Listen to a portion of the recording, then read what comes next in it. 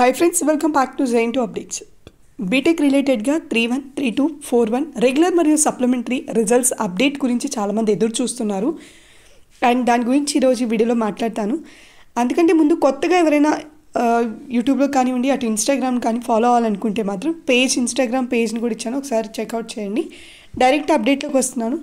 BTech 3-1, 3-2, 4-1 regular మరియు supplementary paper valuation అనేది complete అయిపోయింది. ఈ అప్డేట్ ఇన్స్టాగ్రామ్ బ్రాడ్కాస్ట్ ఛానల్లో ఉన్న వాళ్ళకి ఆల్రెడీ అప్డేట్ అందే ఉంటుంది, ఎందుకంటే ఆల్రెడీ అప్డేట్ ఇచ్చున్నాను ఒకసారి అని నేను అనుకుంటున్నాను. మేబీ మళ్ళీ నేను రీచెక్ చేయాలి, బట్ ఎక్కడో కానీ అప్డేట్ అయితే ఇచ్చాను, పేపర్ వాల్యుయేషన్ కంప్లీట్ అయ్యింది అని.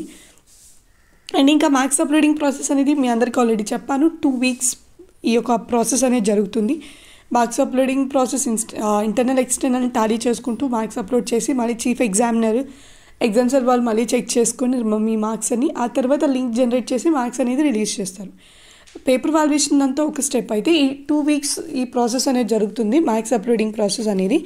సో మ్యాక్సిమం నాకు తెలిసినంత వరకు 80% to 85% మ్యాక్సిమం ఈ వీక్లో ఏదైనా సెమిస్టర్ రిజల్ట్స్ రావచ్చు. అటు అది ఫైనల్ ఇయర్ అయినా అయ్యి ఉండొచ్చు, లేదా థర్డ్ ఇయర్ అయినా అయ్యి ఉండొచ్చు.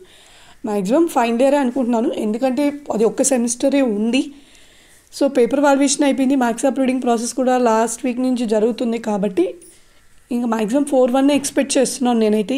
ఈ వీక్లో ఏమైనా రావడానికి ఛాన్సెస్.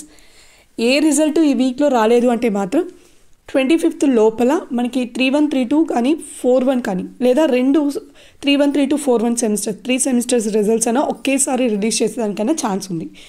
ఈ వీక్లో కానీ ఏ సెమిస్టర్ రిజల్ట్ రాకపోతే మాత్రం 25th లోపల మనకి రిజల్ట్స్ అనేవి రిలీజ్ అయిపోతాయి, ఇది మాత్రం ఫిక్స్.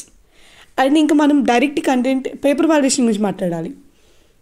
2-1, 2-2కి టఫ్గా జరిగింది, బట్ 3-1, 3-2, 4-1కి మాత్రం బెటర్ అని చెప్తాను.